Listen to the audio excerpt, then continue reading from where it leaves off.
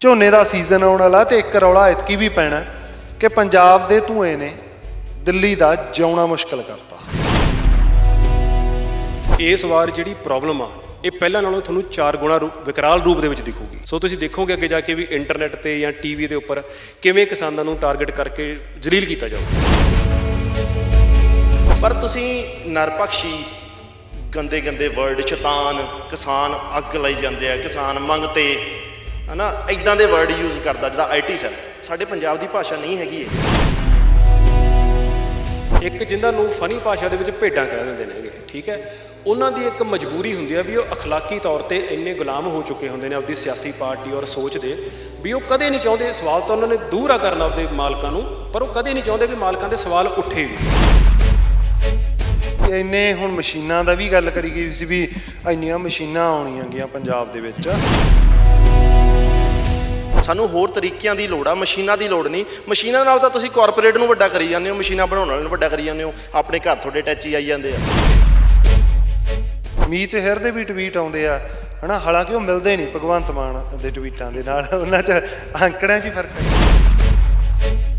ਮੀਤ ਹੇਅਰ ਸਾਹਿਬ ਜਿਹੜੇ cabinet minister ਨੇ ਉਹਨਾਂ ਨੂੰ ਪਤਾ ਹੀ ਨਹੀਂ ਮਸ਼ੀਨਾਂ ਕਿੰਨੀਆਂ ਆ ਗਈਆਂ। ਭਗਵੰਤ ਮਾਨ ਸਾਹਿਬ ਅੰਕੜਾ ਦੇ ਰਹੇ ਨੇ ਵੀ ਅਸੀਂ ਮਸ਼ੀਨਾਂ ਹੋਰ ਦੇਣੀਆਂ ਨੇਗੀਆਂ।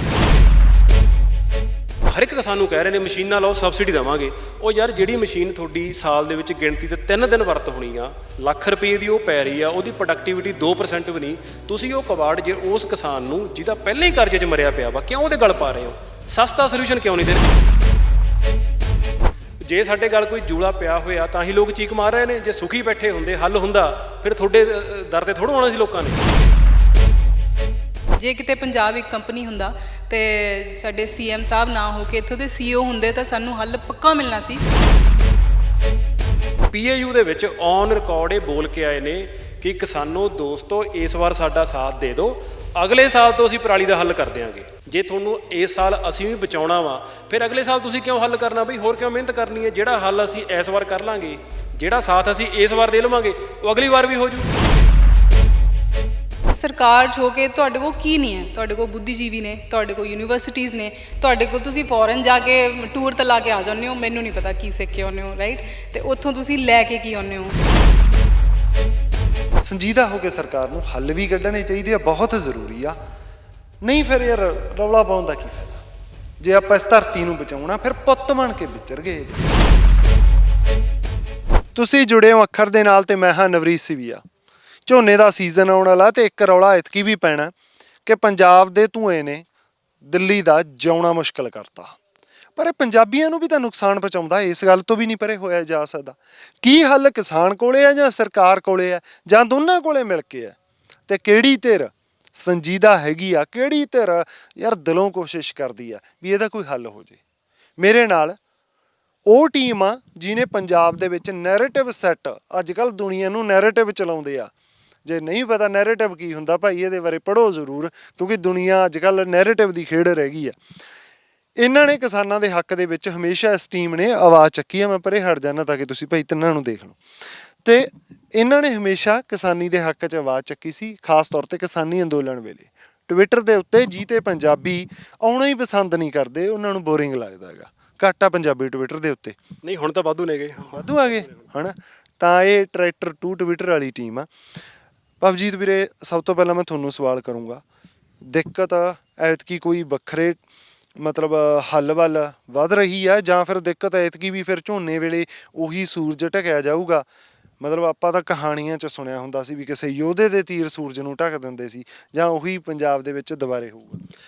ਇਸ ਵਾਰ ਜਦੋਂ ਤੁਸੀਂ ਧਿਆਨ ਨਾਲ ਦੇਖੋਗੇ ਨਾ, ਜਦੋਂ ਹੁਣ ਅਗਲਾ ਮਹੀਨਾ ਆਉਣਾ ਵਾ, ਇਸ ਵਾਰ ਜਿਹੜੀ ਪ੍ਰੋਬਲਮ ਆ ਇਹ ਪਹਿਲਾਂ ਨਾਲੋਂ ਤੁਹਾਨੂੰ 4 ਗੁਣਾ ਵਿਕਰਾਲ ਰੂਪ ਦੇ ਵਿੱਚ ਦਿਖੂਗੀ।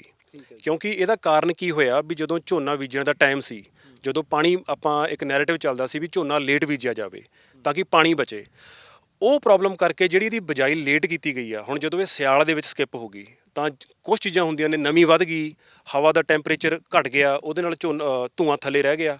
ਉਹਦੇ ਨਾਲ ਇਸ ਵਾਰ ਹੁਣ ਜਿਹੜਾ ਧੂਏ ਦੀ ਪ੍ਰੋਬਲਮ ਆ ਉਹ ਤੁਸੀਂ ਦੇਖਿਓ ਵੀ ਤੁਹਾਨੂੰ ਇਹ ਲੱਗੂਗਾ ਵੀ ਚਾਰੇ ਪਾਸਿਓਂ ਵੀ ਸਾਰੀ ਦੁਨੀਆ ਦਾ ਧੂੰਆਂ ਜਿਹੜਾ ਇਕੱਠਾ ਹੋ ਕੇ ਪੰਜਾਬ ਦੇ ਵਿੱਚ ਆ ਗਿਆ। ਸੋ ਹੁਣ ਉਹਦੇ ਨਾਲ ਹੀ ਕੌਂਸਪੀਰੇਸੀਆਂ ਸ਼ੁਰੂ ਹੋਣੀਆਂ ਨੇਗੀਆਂ, ਕਿਉਂਕਿ ਹੁਣ ਇਹ ਜ਼ਿੰਮੇਵਾਰੀ ਹੁੰਦੀ ਆ ਸਰਕਾਰ ਦੀ। ਸਰਕਾਰ ਨੇ ਆਪਦੇ ਗਲੋਂ ਲਾਉਣੀ ਆ, ਕਿਉਂਕਿ ਉਹ ਕੁਝ ਇਹੋ ਜਿਹੀਆਂ ਨਾਕਾਮੀਆਂ ਕਰ ਰਹੇ ਨੇ, ਕੁਝ ਇਹੋ ਜਿਹੇ ਕੰਮ ਕਰਨ ਤੋਂ ਉਹ ਨਾਕਾਮ ਰਹੇ ਨੇ, ਜਿਹਦਾ ਹੁਣ ਉਹਨਾਂ ਨੇ ਜਿਹੜਾ ਭਾਂਡਾ ਵਾ, ਠੀਕਰਾ ਵਾ, ਉਹ ਕਿਸਾਨਾਂ ਸਿਰ ਸਿੱਟਣਾ ਉਹਨਾਂ ਨੇ। ਸੋ ਤੁਸੀਂ ਦੇਖੋਗੇ ਅੱਗੇ ਜਾ ਕੇ ਵੀ ਇੰਟਰਨੈਟ ਤੇ ਜਾਂ ਟੀਵੀ ਦੇ ਉੱਪਰ ਕਿਵੇਂ ਕਿਸਾਨਾਂ ਨੂੰ ਟਾਰਗੇਟ ਕਰਕੇ ਜਲੀਲ ਕੀਤਾ ਜਾਊਗਾ। ਪਰ ਇੰਨੀਆਂ ਤਾਂ ਸਰਕਾਰ ਗੱਲਾਂ ਕਰਦੀ ਆ ਬਾਈ, ਇੰਨੇ ਹੁਣ ਮਸ਼ੀਨਾਂ ਦਾ ਵੀ ਗੱਲ ਕਰੀ ਗਈ ਸੀ ਵੀ ਇੰਨੀਆਂ ਮਸ਼ੀਨਾਂ ਆਉਣੀਆਂ ਗੀਆਂ ਪੰਜਾਬ ਦੇ ਵਿੱਚ। ਮੁੱਖ ਮੰਤਰੀ ਸਾਹਿਬ ਤਾਂ ਮੈਨੂੰ ਲੱਗਦਾ 1,05,000 ਦਾ, ਹਾਂ 1,05,000 ਦਾ ਦਾਅਵਾ ਕਰਦੇ ਆ। ਨਹੀਂ, ਮਸ਼ੀਨਾਂ ਤਾਂ ਆਪਾਂ ਮਸ਼ੀਨਾਂ ਤੇ ਹੀ ਕਾਹਤੋਂ ਖੇਡੀ ਜਾਂਦੇ ਆ। ਮਸ਼ੀਨਾਂ ਤਾਂ ਹੁਣ ਨਹੀਂ ਆਉਣੀਆਂ, ਮੁੱਖ ਮੰਤਰੀ ਸਾਹਿਬ ਤਾਂ ਹੁਣ 6 ਮਹੀਨੇ ਤੋਂ ਬਣੇ ਆ। ਉਹ ਤੋਂ ਪਹਿਲਾਂ 90,000 ਪਲੱਸ ਮਸ਼ੀਨਾਂ ਆ ਚੁੱਕੀਆਂ ਨੇ 4 ਸਾਲਾਂ ਦੇ ਵਿੱਚ, 1200 ਕਰੋੜ ਪਲੱਸ ਫੰਡ ਆ ਚੁੱਕਿਆ। ਪਰ ਗੱਲ ਕੀ ਹੁੰਦੀ ਆ, ਜਦੋਂ ਗੱਲ ਮਸ਼ੀਨਾਂ ਤੇ ਆਉਂਦੀ ਆ ਤਾਂ ਕਿਸਾਨ ਨੂੰ ਨਹੀਂ ਦੇਖਿਆ ਜਾਂਦਾ। ਦੇਖਿਆ ਕਿਹਨੂੰ ਜਾਂਦਾ? ਜਿਹੜਾ ਮਸ਼ੀਨ ਬਣਾਉਂਦਾ ਪਿਆ। ਤਾਂ ਸਰਕਾਰਾਂ ਕੀ ਕਰਦੀਆਂ, ਤੁਸੀਂ ਜੇ ਧਿਆਨ ਦਿਓਗੇ 2018 ਤੋਂ ਪਹਿਲੀਆਂ ਮਸ਼ੀਨਾਂ ਜਿਸ ਰੇਟ ਤੇ ਮਿਲਦੀਆਂ ਸੀ, ਜਦੋਂ ਦੀ ਇਹ CRM ਸਕੀਮ ਆਈ ਆ, ਜਿਹੜੀ ਸਰਕਾਰ ਵੱਲੋਂ ਆਈ ਆ, ਉੱਪਰੋਂ ਸੈਂਟਰ ਵੱਲੋਂ ਆਈ ਆ, ਉਹ ਤੋਂ ਬਾਅਦ ਮਸ਼ੀਨਾਂ ਦੇ ਰੇਟ ਵੱਧ ਗਏ।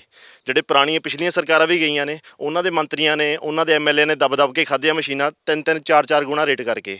ਤੇ ਹੁਣ ਫੇਰ ਦੁਬਾਰਾ ਜਿਹੜੀ ਰਿਕੁਆਇਰਮੈਂਟ ਆ ਉਹਨੂੰ ਨਾ ਦੇਖਦੇ ਹੋਏ ਫਿਰ ਜਦੋਂ ਭਗਵੰਤ ਮਾਨ ਸਾਹਿਬ ਵੀ ਥੋੜ੍ਹਾ ਟਾਈਮ ਪਹਿਲਾਂ ਜਦੋਂ ਸਰਕਾਰ ਆਉਣੀ ਸੀ ਜਾਂ ਸਰਕਾਰ ਆਉਣ ਤੋਂ ਬਾਅਦ ਅਸੀਂ ਕਹਿੰਦੇ ਸੀ ਵੀ ਅਸੀਂ ਜਿਹੜਾ ਕੈਸ਼ ਹੱਥ 'ਚ ਦੇਵਾਂਗੇ, ਕੁਝ ਕੈਸ਼ ਦੀ ਲੋੜ ਸੀ ਜਿਹੜੇ ਖਰਚੇ ਦੇ ਲਈ, ਉਹ ਮਸ਼ੀਨਾਂ ਨੂੰ ਚਲਾਉਣ ਦੇ ਲਈ। ਉਹ ਜਿਹੜੀ ਮਸ਼ੀਨਾਂ ਤੁਹਾਡੀ ਸੁਸਾਇਟੀ 'ਚ ਆ ਕੇ ਖੜ ਗਈਆਂ ਨੇ ਜਾਂ ਇੱਧਰ ਉੱਧਰੋਂ ਤੁਸੀਂ ਰੈਂਟ ਤੇ ਲੈ ਕੇ ਆ ਰਹੇ ਹੋ, ਉਹਦੇ ਲਈ ਕੈਸ਼ ਦੀ ਲੋੜ ਸੀ। ਹੁਣ ਭਗਵੰਤ ਮਾਨ ਸਾਹਿਬ ਵੀ ਮੁੱਕਰ ਗਏ, ਉਹ ਵੀ ਪੁਰਾਣੀ ਸਰਕਾਰਾਂ ਵਾਂਗੂ ਫਿਰ ਉਹ ਮਸ਼ੀਨਾਂ ਤੇ ਆ ਗਏ, ਅਸੀਂ ਹੋਰ ਮਸ਼ੀਨਾਂ ਦੇਵਾਂਗੇ। 90,000 ਆਲਰੇਡੀ ਮਸ਼ੀਨ ਬਹੁਤ ਹੈ ਸਾਡੇ ਕੋਲੇ, ਸਾਨੂੰ ਹੋਰ ਤਰੀਕਿਆਂ ਦੀ ਲੋੜ ਆ, ਮਸ਼ੀਨਾਂ ਦੀ ਲੋੜ ਨਹੀਂ। ਮਸ਼ੀਨਾਂ ਨਾਲ ਤਾਂ ਤੁਸੀਂ ਕਾਰਪੋਰੇਟ ਨੂੰ ਵੱਡਾ ਕਰੀ ਜਾਂਦੇ ਹੋ, ਮਸ਼ੀਨਾਂ ਬਣਾਉਣ ਵਾਲਿਆਂ ਨੂੰ ਵੱਡਾ ਕਰੀ ਜਾਂਦੇ ਹੋ, ਆਪਣੇ ਘਰ ਤੁਹਾਡੇ ਟੈਚੀ ਆਈ ਜਾਂਦੇ ਆ।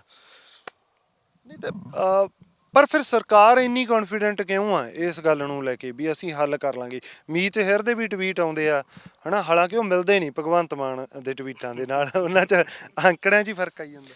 ਦੇਖੋ ਜੀ, ਜਿਹੜੀ ਇਹਨਾਂ ਨੇ ਗੱਲ ਕਹੀ ਆ ਵੀ ਮਸ਼ੀਨਾਂ ਤੇ ਹੀ ਕਿਉਂ ਆਉਂਦੇ ਨੇ ਬਾਰ-ਬਾਰ, ਇਹ ਮੈਂ ਤੁਹਾਨੂੰ ਥੋੜ੍ਹਾ ਜਿਹਾ ਪਿੱਛੇ ਲੈ ਕੇ ਜਾਊਂਗਾ। ਸਤੰਬਰ 2020 ਦੇ ਵਿੱਚ ਦਿੱਲੀ ਦੇ ਵਿੱਚ ਇਹ ਇੱਕ ਮੁੱਦਾ ਉੱਠਿਆ ਸੀ। ਦਿੱਲੀ ਦੇ ਵਿੱਚ ਪੋਲਿਊਸ਼ਨ ਦਾ ਮੁੱਦਾ ਬੜਾ ਜ਼ੋਰ-ਸ਼ੋਰ ਨਾਲ ਉਠਾਇਆ ਗਿਆ ਔਰ ਉਹਨੂੰ ਪੰਜਾਬ ਦੇ ਸਿਰ ਪਾਇਆ ਗਿਆ। ਪੰਜਾਬ ਐਂਡ ਹਰਿਆਣਾ ਦੇ, ਪੰਜਾਬ ਨੂੰ ਤਾਂ ਜ਼ਿਆਦਾ ਟਾਰਗੇਟ ਕੀਤਾ ਗਿਆ ਕਿਉਂਕਿ ਇਲੈਕਸ਼ਨ ਦਾ ਮਾਹੌਲ ਸੀ, ਇੱਕ ਕੁਝ ਪੋਲਿਟਿਕਸ ਹੁੰਦੀ ਆ। ਔਰ ਇਹ ਕਿਹਾ ਗਿਆ ਸੀਗਾ ਕਿ ਪੰਜਾਬ, ਵੈਸਟਰਨ ਯੂਪੀ ਤੇ ਹਰਿਆਣਾ ਦੀਆਂ ਸਟੇਟਾਂ ਦਾ ਹੱਲ ਨਹੀਂ ਕਰ ਰਹੀਆਂ ਹੈਗੀਆਂ। ਤਾਂ ਦਿੱਲੀ ਸਟੇਟ ਨੇ ਆਪਦੇ ਅੰਨੀਓ ਇੱਕ ਇਨੀਸ਼ੀਏਟਿਵ ਲੈ ਕੇ ਇੱਕ ਬਾਇਓ ਡੀਕੰਪੋਜ਼ਰ ਲੈ ਕੇ ਆਂਦਾ ਵੀ ਇਹਦਾ ਕੁਝ ਕੁ 100 ਰੁਪਏ ਦੇ ਵਿੱਚ ਅਸੀਂ ਪਰ ਏਕੜ ਦਾ ਸੋਲੂਸ਼ਨ ਕਰ ਦੇਵਾਂਗੇ, ਇਹਦਾ ਹੱਲ ਕਰ ਦੇਵਾਂਗੇ। ਉੱਥੇ ਮੈਨੂੰ ਲੱਗਦਾ ਹੱਲ ਦਿੱਲੀ ਸਰਕਾਰ ਨੇ ਨਹੀਂ ਲੈਂਦਾ, ਹੱਲ ਤਾਂ ਪੂਸਾ ਨਹੀਂ ਲੈਂਦਾ ਸੀ। ਜਿਹੜਾ ਦਿੱਲੀ ਸਰਕਾਰ ਨੇ ਕਹਿ ਲਓ ਵੀ ਇਨੀਸ਼ੀਏਟਿਵ ਲਿਆ ਇੱਕ, ਉਹ ਕਹਿੰਦੇ ਫਿਰ ਉਹਨਾਂ ਨੇ ਕੁਝ 60-65 ਲੱਖ ਰੁਪਈਆ ਉਹਦੇ ਉੱਪਰ ਖਰਚਿਆ ਸਾਰੇ ਪ੍ਰੋਜੈਕਟ ਦੇ ਉੱਪਰ। ਫਿਰ ਉਹਨਾਂ ਨੇ ਕੁਝ 20-22 ਕਰੋੜ ਰੁਪਈਆ ਲਾ ਕੇ ਉਹਨੂੰ ਪੂਰੇ ਮੁਲਕ ਦੇ ਵਿੱਚ ਉਹਦੀ ਪਬਲਿਸਿਟੀ ਕੀਤੀ। ਉਹਦੇ ਵਿੱਚ ਕੀਤਾ ਕੀ ਵੀ ਹਰਿਆਣਾ ਐਂਡ ਪੰਜਾਬ ਦੀਆਂ ਸਰਕਾਰਾਂ ਨੂੰ ਟਾਰਗੇਟ ਕੀਤਾ ਉਹਦੇ ਵਿੱਚ ਵੀ ਤੁਸੀਂ ਇੰਨਾ ਸਸਤਾ ਹੱਲ ਕਿਉਂ ਨਹੀਂ ਦੇ ਰਹੇ ਕਿਸਾਨਾਂ ਨੂੰ। ਹਾਂ, ਉਹ ਤਾਂ ਕਹਿੰਦੇ ਸੀ 40-50 ਰੁਪਈਆਂ 'ਚ 40-50 ਰੁਪਈਆ 3 ਕੈਪਸੂਲ ਲੱਗਦੇ ਨੇਗੇ, ਕੁਛ ਸ਼ਾਇਦ 1 ਹੈਕਟੇਅਰ ਦੇ ਵਿੱਚ ਉਹਨੂੰ ਗੁੜ ਔਰ ਕੁਛ ਆਟੇ ਦੇ ਬੇਸਣ ਦੇ ਘੋਲ ਦੇ ਵਿੱਚ ਰਲਾ ਕੇ ਛਿੜਕਾਅ ਕਰ ਦਿਓ, ਹੈ ਨਾ। ਹੁਣ ਜਿੱਦਣ ਦੀ ਸਰਕਾਰ ਪੰਜਾਬ ਦੇ ਵਿੱਚ ਆਈ ਆ, ਠੀਕ ਹੈ, ਉਹ ਬਿਲਕੁਲ ਚੁੱਪ ਨੇ ਉਹਦੇ ਉੱਪਰ। ਜਿੱਦਣ ਉਹ ਕਣਕ ਦੇ ਜਦੋਂ ਨਾੜ ਦੀ ਗੱਲ ਹੋਈ ਆ, ਜਦੋਂ ਅਸੀਂ ਉਦਣ ਤੋਂ ਕੈਂਪੇਨ ਚਲਾਇਆ ਹੋਇਆ, ਉਦਣ ਤੋਂ ਅਸੀਂ ਇਹਨਾਂ ਨੂੰ ਰੋਜ਼ ਟਵੀਟ ਕਰਕੇ ਪੁੱਛ ਰਹੇ ਹਾਂ ਵੀ ਹਲੇ ਦਿਨ ਪਏ ਨੇ, ਆਖਰੀ ਮੌਕੇ ਤੇ ਸਾਨੂੰ ਦਗਾ ਨਾ ਦੇ ਜਿਓ, ਹਲੇ ਦਿਨ ਪਏ ਨੇ, ਹੱਲ ਕੱਢ ਲਓ ਪਰਾਲੀ ਦਾ। ਤੁਸੀਂ ਕਿੰਨੇ ਚਿਰ ਤੋਂ ਇਹਨਾਂ ਨੂੰ ਕਰ ਰਹੇ ਹੋ ਟਵੀਟ? ਅਸੀਂ ਜਿੱਦਣ ਤੋਂ 150 ਦਿਨ ਸ਼ੁਰੂ ਹੋਏ ਨੇਗੇ, ਉਦਣ ਤੋਂ ਰੋਜ਼ ਕਰ ਰਹੇ ਹਾਂ। ਔਰ ਅਸੀਂ ਇਕੱਲੇ ਨਹੀਂ ਕਰ ਰਹੇ ਹੈਗੇ, ਬਹੁਤ ਪੰਜਾਬੀ ਜਿਹੜੇ ਟਵਿੱਟਰ ਤੇ ਨੇ ਰੋਜ਼ 100 ਦੀ ਗਿਣਤੀ 'ਚ ਮੈਸੇਜ ਆ ਰਹੇ ਨੇ। ਨਰਿੰਦਰ ਮੋਦੀ, ਕਿਉਂਕਿ ਉਹ ਵੀ ਪਾਰਟੀ ਆ ਇਹਦੇ ਵਿੱਚ, ਅਰਵਿੰਦ ਕੇਜਰੀਵਾਲ ਦਿੱਲੀ ਦੀ ਪਾਰਟੀ ਆ ਇਹਦੇ ਵਿੱਚ, ML ਖੱਟਰ ਨੇਗੇ, ਪੋਲਿਊਸ਼ਨ ਬੋਰਡ ਆ ਐਂਡ ਪੰਜਾਬ ਦੇ ਚੀਫ ਮਿਨਿਸਟਰ ਨੇ। ਅਸੀਂ ਕੋਈ ਬੰਦਿਆਂ ਨੂੰ ਨਹੀਂ ਟਾਰਗੇਟ ਕਰ ਰਹੇ, ਅਥਾਰਟੀਜ਼ ਨੇਗੀਆਂ, ਇਹ ਚੇਅਰ ਨੇਗੀਆਂ, ਅਸੀਂ ਇਹਨਾਂ ਤੋਂ ਹੀ ਹੱਲ ਲੈਣਾ ਵਾ।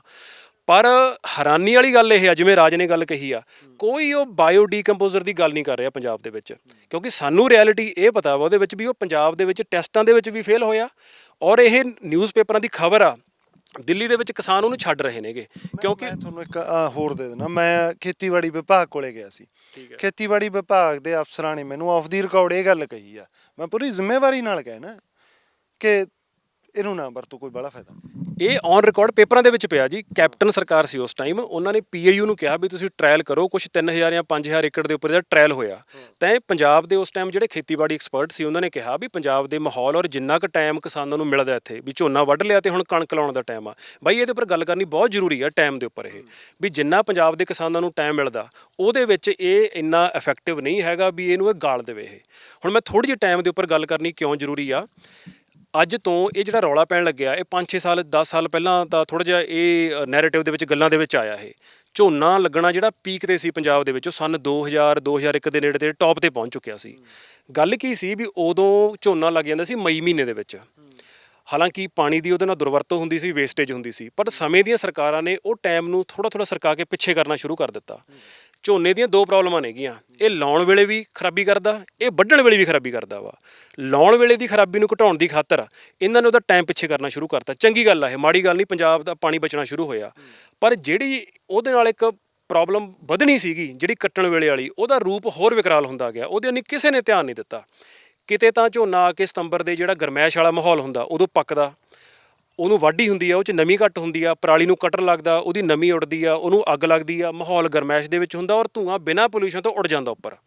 ਪਰ ਹੁਣ ਕਿਉਂਕਿ ਝੋਨਾ ਸਰਕਾ ਕੇ ਪਿੱਛੇ ਕਰਤਾ, ਹਾਲੇ ਵੀ ਤੁਸੀਂ ਦੇਖੋ ਸਤੰਬਰ ਖਤਮ ਹੋਣ ਦੇ ਨੇੜੇ ਆ, ਝੋਨਾ ਹਲੇ ਪੱਕਣ ਦਾ ਨਾਮੋ ਨਿਸ਼ਾਨ ਹਲੇ ਵੀ ਹਰੇ ਵਾਈ ਹੈ ਦਾਣੇ ਦੇ ਵਿੱਚ। ਹੁਣ ਜਦੋਂ ਇਹ ਵੱਢਿਆ ਜਾਊਗਾ, ਪਹਿਲਾਂ ਤਾਂ ਦਾਣੇ 'ਚ ਨਮੀ ਆਊ। ਤੁਸੀਂ ਲੇਟ ਹੋ, ਅਸੀਂ ਤਾਂ ਪਕਾ ਕੇ ਡੇਗ ਵੀ ਲਿਆ ਸਾਡੇ ਤਾਂ। ਹੋਰ ਵੈਰਾਈਟੀ ਹੋਣੀ ਆ ਨਾ, ਜਿਹੜੀ ਜ਼ਿਆਦਾ ਲੋਕ ਪੂਸਾ ਬੀਜਦੇ ਨੇਗੇ ਇੱਥੇ। ਹੁਣ ਇਹਦੀ ਜਿਹੜੀ ਪਰਾਲੀ ਆ, ਨਾੜ ਆ, ਉਹਦੇ ਵਿੱਚ ਵੀ ਨਮੀ ਹੋਊ। ਹੁਣ ਮੂਹਰੇ ਗਾਹਾਂ ਜਾ ਕੇ ਨਵੰਬਰ ਖੜਾ ਵਾ, ਤੁਹਾਡੇ ਕੋਲ ਟਾਈਮ ਨਹੀਂ ਹੋਣਾ, ਤੁਹਾਨੂੰ ਮਜਬੂਰੀ, ਬਸ ਤੁਹਾਡੀ ਇਹ ਮਜਬੂਰੀ ਆ, ਇਹਨੂੰ ਅੱਗ ਲਾਉਣੀ ਪੈਣੀ ਆ।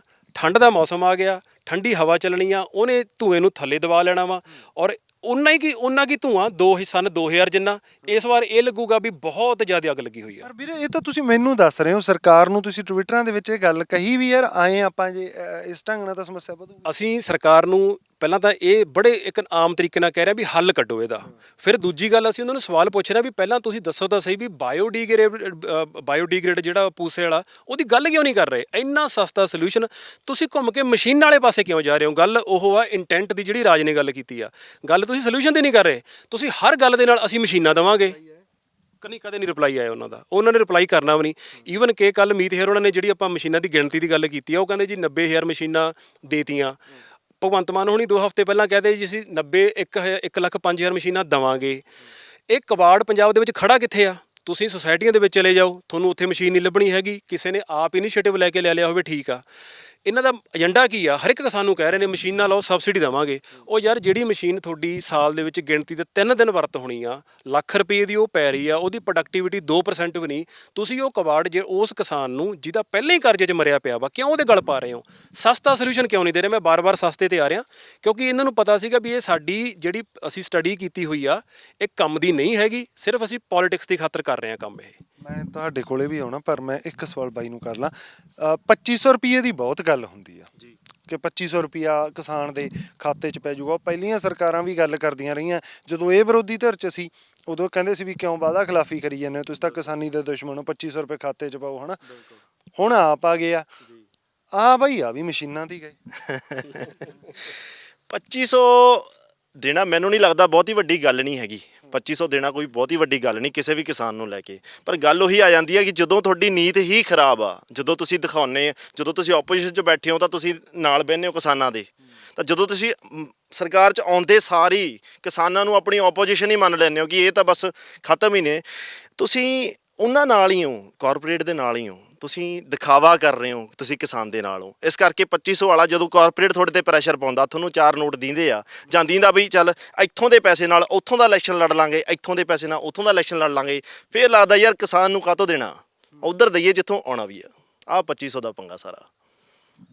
ਸਹੀ ਆ, ਜੇ 2500 ਦਿੱਤਾ ਹੁੰਦਾ ਫਿਰ ਆਪਾਂ ਨੂੰ ਗੁਜਰਾਤ ਦੇ 2-4 ਅਖਬਾਰਾਂ ਤੋਂ ਪਤਾ ਲੱਗ ਜਾਣਾ ਸੀਗਾ। ਵੇਸਟ ਜਿਹੜੀ ਝੋਨੇ ਦੀ ਹੁੰਦੀ ਆ, ਹਨਾ, ਆਪਣੀ ਪਰਾਲੀ ਦੀ ਗੱਲ ਆ, ਕੀ ਇਹਨੂੰ ਲੈ ਕੇ ਕੋਈ ਇਨੋਵੇਟਿਵ ਹੱਲ ਹੈ? ਦੁਨੀਆ ਪੂਰੀ ਇਨੋਵੇਸ਼ਨ ਤੇ ਅੱਜ ਕੱਲ੍ਹ ਮੈਨੂੰ ਲੱਗਦਾ ਵੀ ਜਿਹੜਾ ਵੀ ਚੰਗਾ ਮੁਲਕ ਆ ਉਹ ਕਹਿੰਦਾ ਵੀ ਅਸੀਂ ਇਨੋਵੇਸ਼ਨ ਵਾਲੇ ਪਾਸੇ ਜਾਗੇ, ਅਸੀਂ ਕੁਛ ਕ੍ਰੀਏਟਿਵ ਹੱਲ ਲੱਭਗੇ, ਹਨਾ। ਯੂਥ ਨੂੰ ਤਾਂ ਹੀ ਤਾਂ ਕਿਹਾ ਜਾਂਦਾ ਕਿਉਂਕਿ ਉਹਨਾਂ ਕੋਲੇ ਹੱਲ ਹੁੰਦੇ ਆ। ਕੋਈ ਦੁਨੀਆ 'ਚ ਹੱਲ ਨਿਕਲਿਆ ਕਿਤੇ ਕੁਛ ਜਿਹੜਾ ਪੰਜਾਬ ਕਰ ਸਕਦਾ ਹੋਵੇ ਤੇ ਨਾ ਕਰ ਰਿਹਾ ਹੋਵੇ? ਚਲੋ ਜਿਹੜਾ ਨਹੀਂ ਨਿਕਲਿਆ ਉਹਦੇ ਲਈ ਤਾਂ ਕਾਹਨੂੰ ਆਪਾਂ ਦੋਸ਼ੀ? ਜੀ ਬਿਲਕੁਲ। ਅਸੀਂ ਕਹਿੰਦੇ ਹਾਂ ਵੀ ਹਿੰਦੁਸਤਾਨ ਇਸ ਵੇਲੇ ਸਭ ਤੋਂ ਯੰਗੈਸਟ ਕੰਟਰੀ ਹੈ ਪੂਰੇ ਵਰਲਡ ਵਿੱਚ। ਸਾਡੇ ਕੋਲ 35 ਤੋਂ ਥੱਲੇ ਦੀ ਉਮਰ ਦੇ ਸਭ ਤੋਂ ਵੱਧ ਲੋਕ ਨੇ, ਕਰੀਬ 45% ਹੈ ਨਾ। ਇਨੋਵੇਸ਼ਨ ਦੀ ਜਦੋਂ ਅਸੀਂ ਗੱਲ ਕਰਦੇ ਹਾਂ, ਇੱਥੋਂ ਆਉਂਦੀ ਹੈ ਇਨੋਵੇਸ਼ਨ, ਬਟ ਹੈਂਡ ਹੋਲਡਿੰਗ ਚਾਹੀਦੀ ਹੁੰਦੀ ਹੈ। ਜੇ ਕਿਤੇ ਪੰਜਾਬ ਇੱਕ ਕੰਪਨੀ ਹੁੰਦਾ ਤੇ ਸਾਡੇ CM ਸਾਹਿਬ ਨਾ ਹੋ ਕੇ ਇੱਥੋਂ ਦੇ CEO ਹੁੰਦੇ ਤਾਂ ਸਾਨੂੰ ਹੱਲ ਪੱਕਾ ਮਿਲਣਾ ਸੀ, ਕਿਉਂਕਿ ਅਸੀਂ ਉੱਥੋਂ ਪ੍ਰੋਫਿਟੇਬਿਲਿਟੀ ਕੱਢਣੀ ਹੁੰਦੀ ਹੈ ਨਾ। ਅਸੀਂ ਕੰਪਨੀ ਨੂੰ ਡੁੱਬਣ ਨਹੀਂ ਦਿੰਦੇ। ਪੰਜਾਬ ਹੈ, ਹੌਲੀ ਹੌਲੀ ਅਸੀਂ ਨੂੰ ਡੁਬੋਈ ਜਾਂਦੇ ਹਾਂ।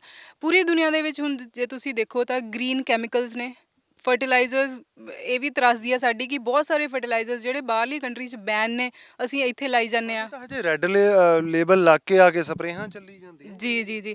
ਹੁਣ ਇੱਥੋਂ ਦਾ ਅਸੀਂ ਪਾਣੀ ਸਾਡਾ ਖਰਾਬ ਹੋ ਗਿਆ, ਹਵਾ ਸਾਡੀ ਖਰਾਬ ਹੋ ਗਈ ਹੈ ਨਾ, ਬਟ ਪਰਾਲੀ ਜਾਂ ਕੋਈ ਵੇਸਟ ਮੈਨੇਜਮੈਂਟ ਜਾਂ ਗੰਨੇ ਦਾ ਜਿਹੜਾ ਵੇਸਟ ਹੁੰਦਾ, ਸ਼ੂਗਰ ਮਿੱਲਾਂ ਦਾ ਜਿਹੜਾ ਵੇਸਟ ਹੁੰਦਾ, ਦੁਨੀਆ ਉਹਦੇ ਕੱਪੜੇ ਬਣਾਈ ਜਾਂਦੀ ਹੈ, ਦੁਨੀਆ ਉਹਦੀਆਂ ਕੱਪ ਪਲੇਟਾਂ ਬਣਾਈ ਜਾਂਦੀ ਹੈ। ਅਸੀਂ ਜੀ ਜੀ ਜੀ ਬਿਲਕੁਲ ਪਰਾਲੀ ਦਾ ਇੱਕ ਹੁਣੇ ਇੱਕ ਥਾਈਲੈਂਡ ਦੀ ਇੱਕ ਕੁੜੀ ਹੈ, ਇੱਕੋ ਹੀ ਮਤਲਬ ਉਹ ਫੈਮਿਲੀ 'ਚੋਂ ਉਹਨੇ ਇੰਜੀਨੀਅਰਿੰਗ ਕੀਤਾ ਔਰ ਉਹ ਕੁੜੀ ਆ, ਉਹਨੇ ਪਰਾਲੀ ਦੀ ਫੈਕਟਰੀ ਲਾਈ ਆ। ਉਹ ਆਪਣੇ ਪਿੰਡ ਦਾ ਸਾਰਾ ਜਿਹੜਾ ਸਮਾਨ ਆ ਉਹ ਇਕੱਠਾ ਕਰਕੇ ਪਰਾਲੀ ਵਾਲਾ ਜਿਹੜਾ ਝੋਨਾ ਥਾਈਲੈਂਡ 'ਚ ਵੀ ਲੱਗਦਾ ਕੁਝ ਜਗ੍ਹਾ 'ਤੇ, ਉੱਥੋਂ ਉਹ ਬਣਾ ਰਿਹਾ। ਯੂਰਪ ਵਿੱਚ ਕਾਫੀ ਬਣ ਰਿਹਾ।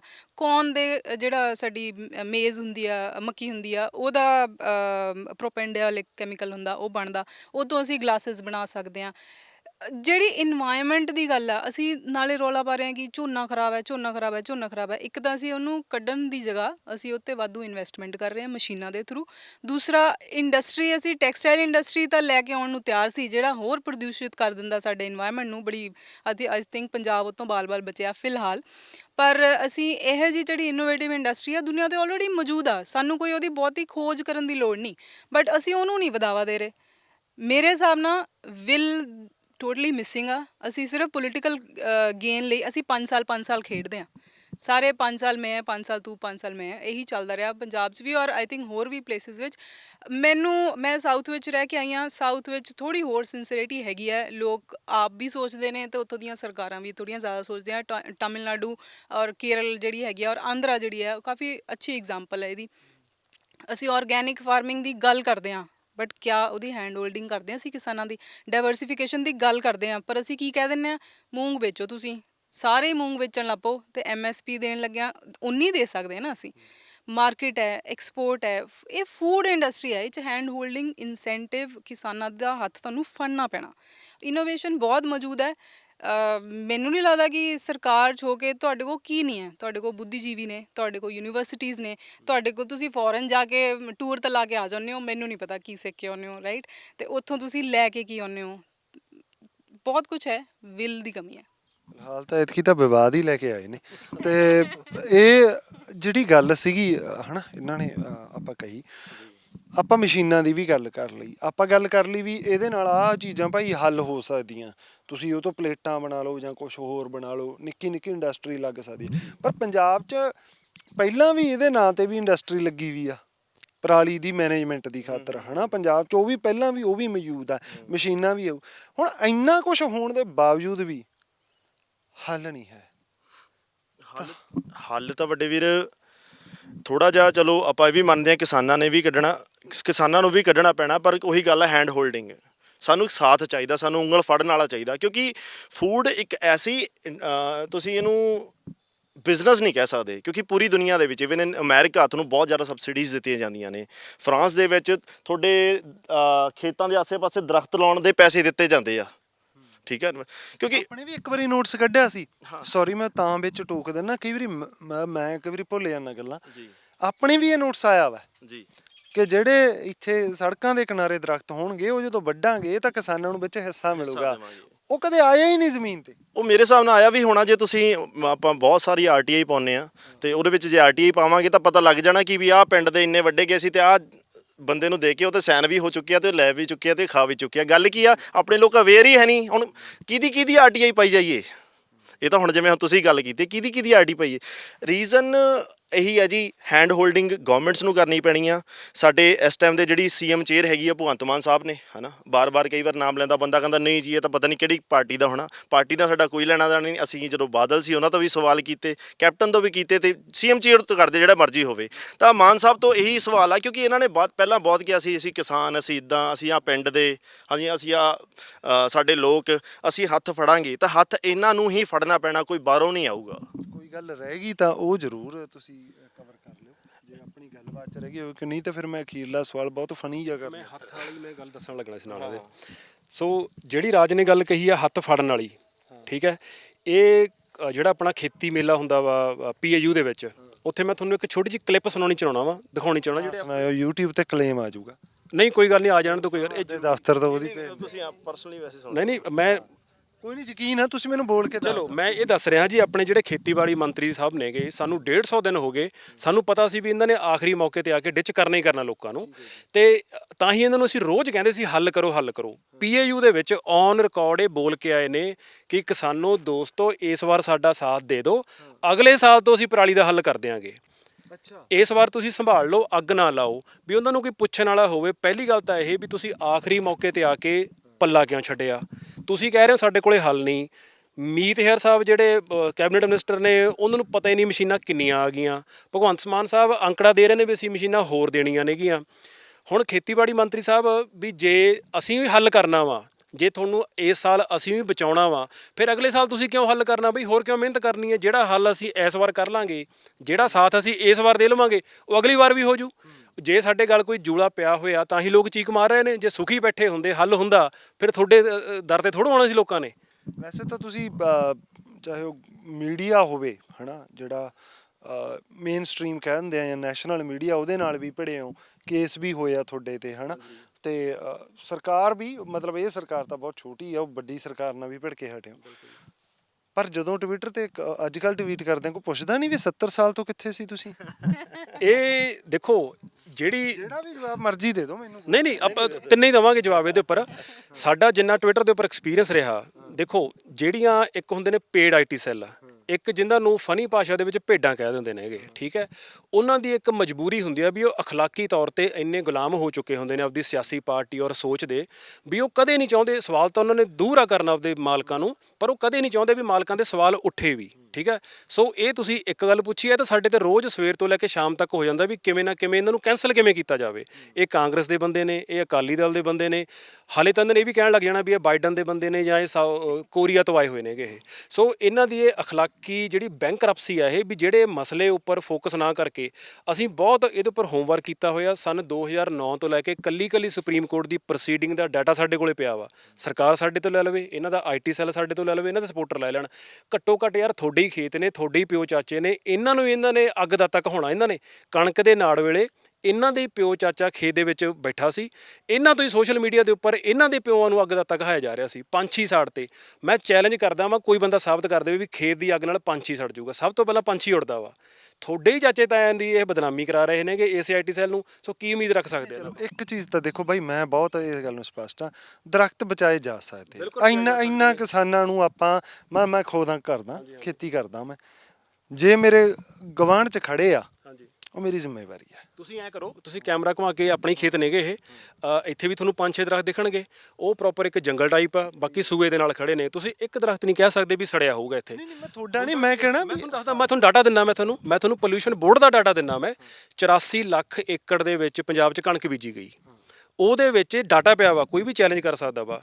0.06% ਏਕੜ ਦੇ ਵਿੱਚ ਪਰਸੈਂਟ ਜਿਹੜਾ ਏਕੜ ਇਹ ਰਕਬਾ ਸੀ, ਉਹਦੇ ਵਿੱਚ ਕਣਕ ਦੇ ਨਾੜ ਨੂੰ ਅੱਗ ਲੱਗੀ ਆ। 0.06% ਏਕੜ।